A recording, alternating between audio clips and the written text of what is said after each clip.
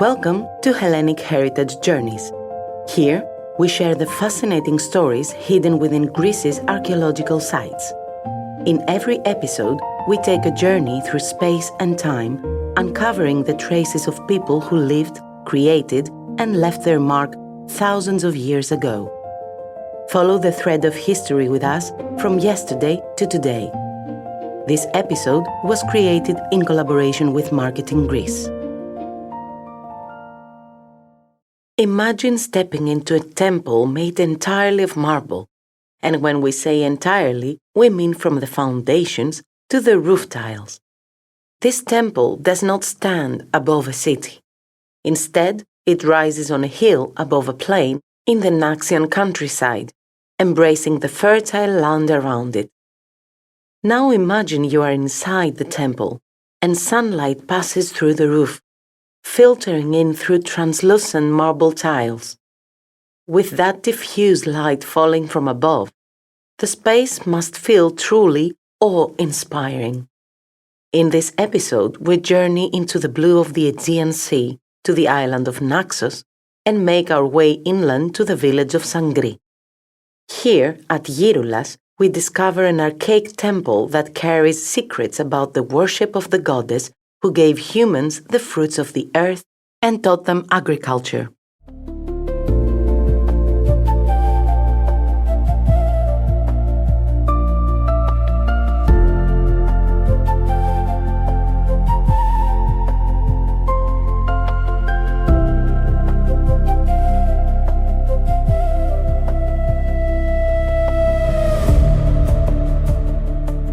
The story of this sanctuary and its unique temple began to unfold in 1949.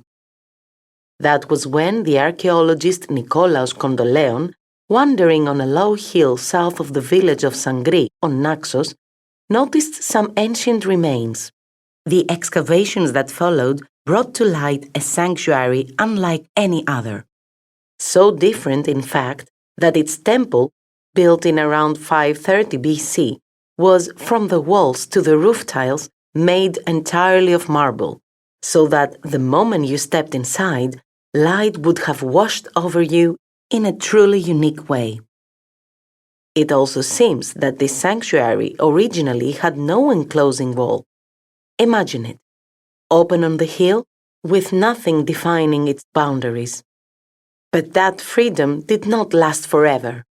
In the classical period, the sanctuary's limits were clearly marked by inscribed stone boundary markers, the so-called ori. You can admire one of these in the archaeological collection of Gyroulas, which is the site's museum. Let's now take the story of the sanctuary from the beginning, traveling even further back in time.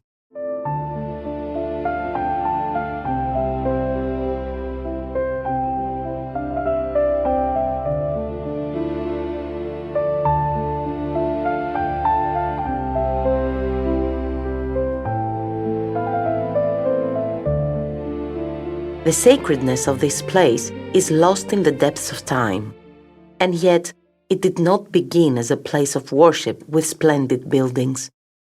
Around 800 BC, it seems to have taken on a religious character for the first time. Worship, however, took place outdoors at that time, in an open space, without monumental buildings. In other words, this was an era when the sanctuary was defined more by sacred rituals and belief than by architecture. These early cult practices were carried out on a terrain that combined natural and artificially leveled terraces. More specifically, pits were dug in the earth for worshippers to place offerings for the gods, while around them temporary fences or simple structures such as huts and tents were set up.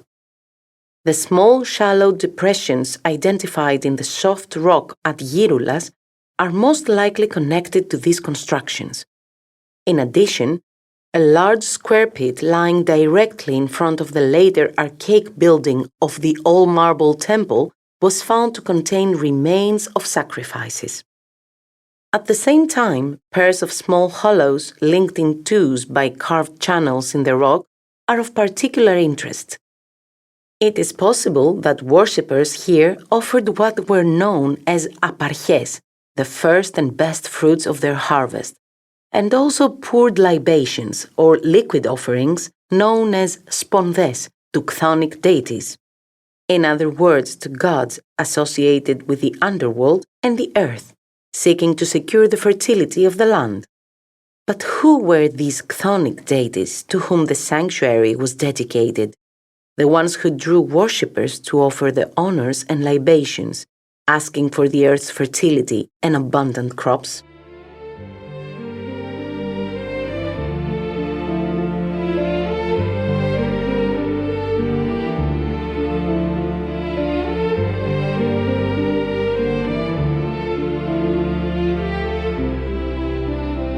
For centuries, the answers lay hidden beneath Naxian soil, until they came to light through certain statue bases found around the sanctuary. Inscribed on these bases were the names of the divine pair associated with fertility in ancient Greece. We are speaking, of course, of Demeter, goddess of nature, agriculture, and rural life, and her daughter Persephone, also known as Kori, meaning daughter in Greek. Other inscriptions were also found in the wider area, which appear with relative certainty to be connected to the sanctuary, bearing the name of Apollo, a god also associated with fertility and abundance. But what, ultimately, was this sanctuary for the island? Was it only a place of prayer or something more? Probably the latter. The sanctuary played a crucial role in the cohesion of the rural population, as it must have served as the shared religious focal point for the 5 villages of the wider Sangri area. This hypothesis is strengthened by a Hellenistic era inscription that refers to Pentarchus, a 5-member council responsible for the sanctuary's administration, highlighting its importance as a center for the local community. Imagine the sanctuary functioning as the main bond holding the people of the countryside together. A bond that, it seems, required sealing with a very special temple, indeed, a jewel of a temple for the sanctuary.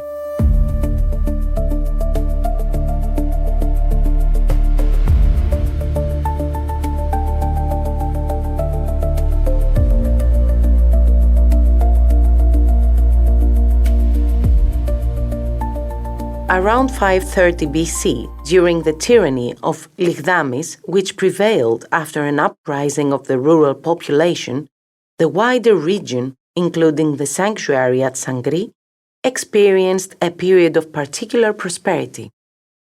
It was at this time that the sanctuary acquired not merely a distinctive monument, but a temple that would become a milestone in the history of architecture.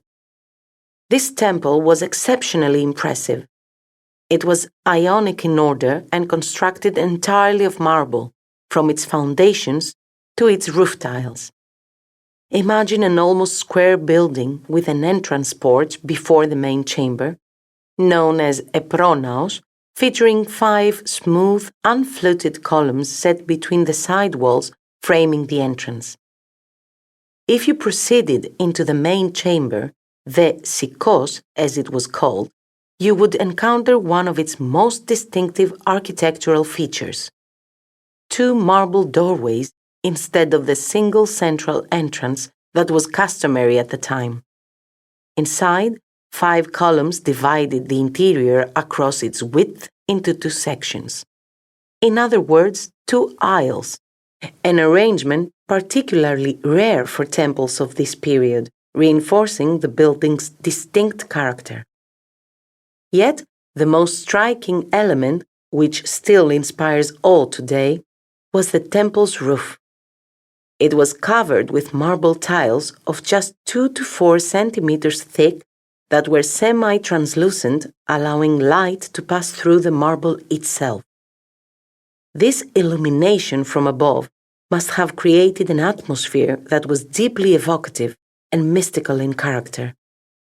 It is the earliest marble roof known in ancient Greece, and inside the walls were not plain. They were coated with colorful plaster, and the columns were also painted. The temple at Sangri is one of the few buildings of the ancient world, and among the very few in Greece, preserved with such completeness, allowing us to appreciate the grandeur of archaic art. It has also provided us with unique evidence for the early development of the Ionic order, including subtle curvature and optical refinements comparable to those of the Parthenon, though here appearing a century earlier. For this reason, it is an exceptionally important monument for the study of monumental architecture and the evolution of the Ionic order.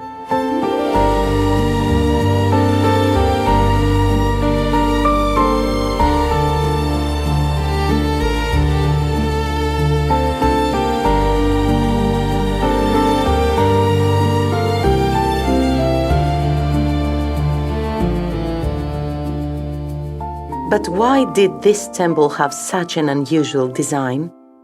One interpretation, and an especially compelling one, is that it functioned as a telesterion dedicated to Demeter and Persephone, meaning a place where mystery rites were performed for the initiated, often at night. The climax of these rites, after the frightening experiences of the night, was the rising light. In the great sanctuary of Eleusis, light in the telesterion appeared suddenly through an opening in the roof, intensifying the initiatory experience. At Sangri, by contrast, the light of dawn entered more naturally, spreading through the semi-translucent marble tiles as a calm, symbolic glow. The votive offerings, in other words, the gifts of worshippers to the sanctuary, suggest that Apollo may also have been worshipped here.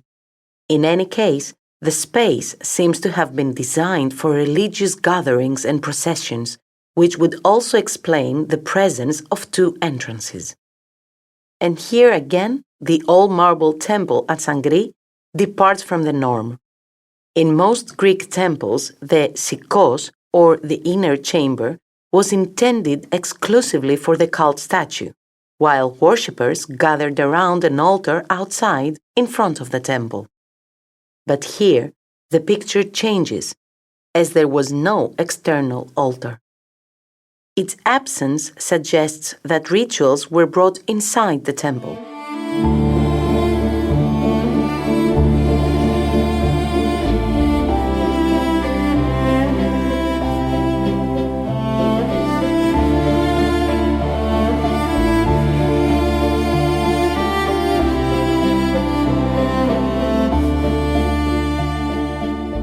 After the 3rd century BC, towards the end of the Hellenistic period, the offerings show a clear decline in activity and interest in the cult.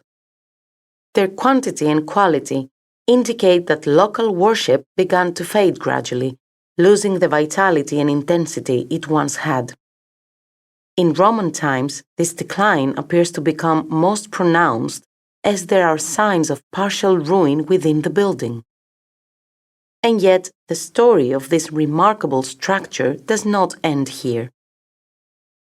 With the arrival of Christianity, it comes to life again, but in a new form. In the early Christian period of Naxos, the ancient temple was converted into a church. To adapt the space to the needs of the new worship, small interventions were made.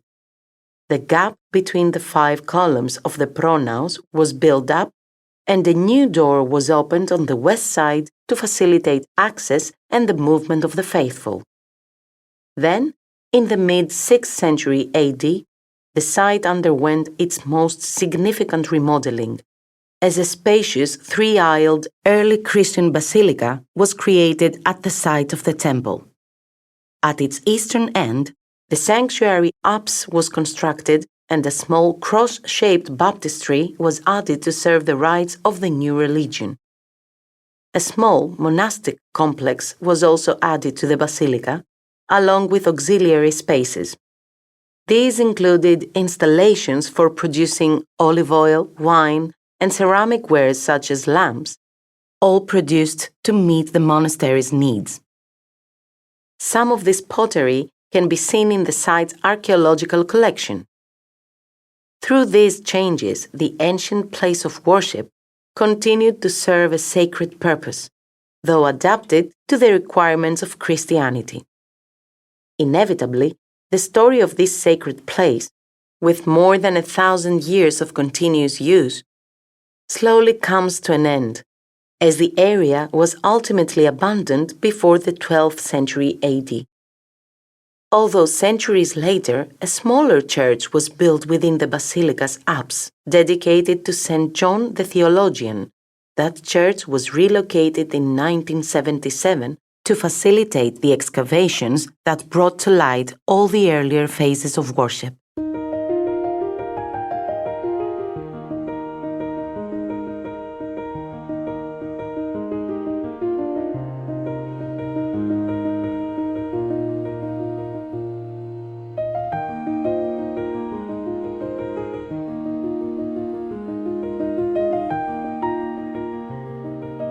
Today, the site may no longer serve a religious purpose, but it remains a place filled with stories that have traveled from yesterday to today.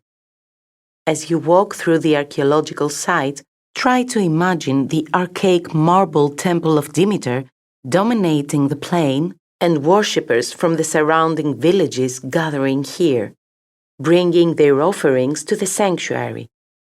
Imagine early Christians praying here too, on the very spot where Demeter and Persephone were once worshipped. All the different stories written into this sanctuary unfold through the finds brought to light by the excavations at Gyroulas. Many of these, vessels, utensils, and tools, fragments from the temple's pediment, roof, and internal columns, statues of Kouri, the archaic male figures that Naxos is known for, and inscriptions, as well as parts of the pulpit and marble windows from the early Christian church, can be seen in the archaeological collection of Sangri, located in the area surrounding the sanctuary. The museum was founded in 2001 and has been honored with the International Europa Nostra Award for the way the building was constructed and for its exemplary integration into the natural environment. The finds are displayed in 2 rooms. The first presents the archaic temple, while the second presents the early Christian basilica built on its ruins.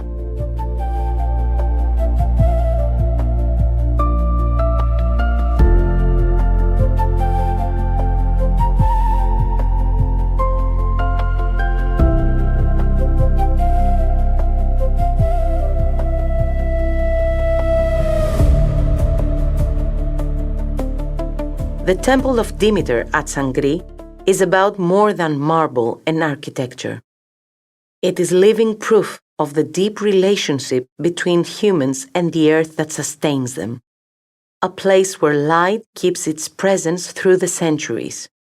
From the open-air sacrifices of 800 BC to the early Christian basilica centuries later, the sanctuary at Gyroulas remains a timeless witness to the history of Naxos and to humanity's enduring desire for fruitfulness and faith.